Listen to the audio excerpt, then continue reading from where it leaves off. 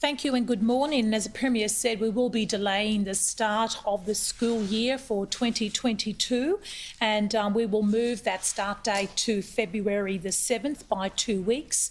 The first week is a disrupted week anyway, as we have the Australia Day public holiday in the middle. So there's 4 days in the first week and then of course the second week.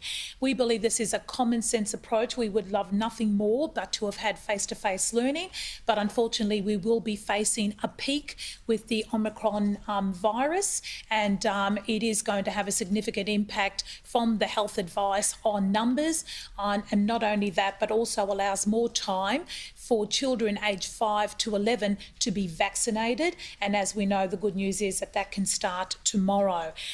Can I say that we want to give parents as much certainty as possible, and that's why we've taken this decision.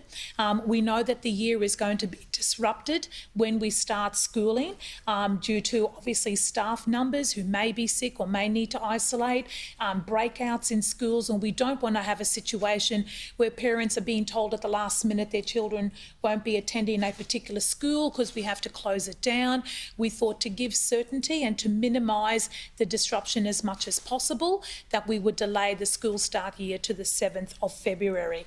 This will impact all schools and sessional kindergarten from primary through to secondary and including the non-government sector. Schools will remain open, as the Premier said, to children of essential workers and obviously vulnerable children as well, and there will be definitions in relation to who fits that category, but largely our health workforce, policing, frontline workers, supermarket workers, workers that need to deliver essential goods and services, they will be part of the essential workers category.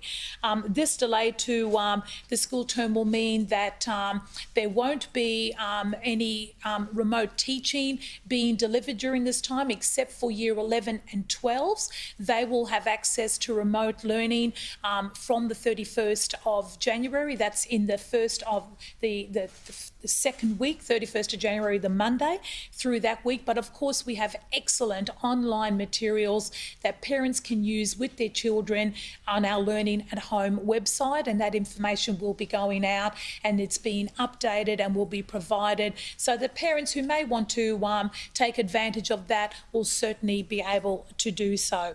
We've been working very closely with the department and with health and other key stakeholders on plans and the scenarios for weeks and months in relation to this. This isn't something new that we have just started working on. We have been working on the modelling and on the scenarios and the updated health advice that we received because of the peak, because where Queensland will be placed, it will be right in the middle of our peak time.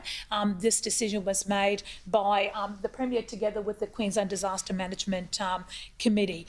We also have spoken to stakeholders. They are fully aware of the information that I'm providing with you today, and there will be briefing going out to teachers and schools as of today that is currently ready to go, and the information will be on our website, including frequently asked questions, which will be a great deal of information for students, parents and carers. Obviously, the best thing to do is to get vaccinated, whether it's your first, second or your booster dose, particularly now that we have the 5 to 11-year-olds being able to receive their vaccinations at the same time.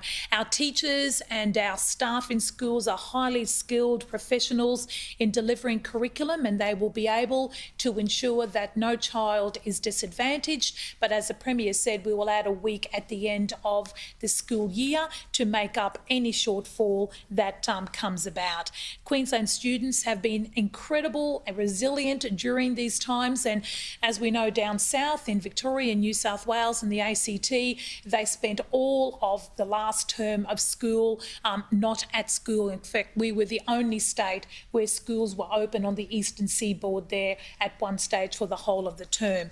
It's not an ideal situation, but obviously we want to ensure that as much as possible we can provide certainty. Schools are very flexible as well should the situation change, and we can alter, but we want to make sure that we give as much much certainty as possible, and so this decision was made today. We're hoping that staffing will be at enough numbers so we can provide that supervision for children of essential workers and obviously vulnerable children, and we'll be making sure that, of course, our schools remain a safe and very caring environment for those students.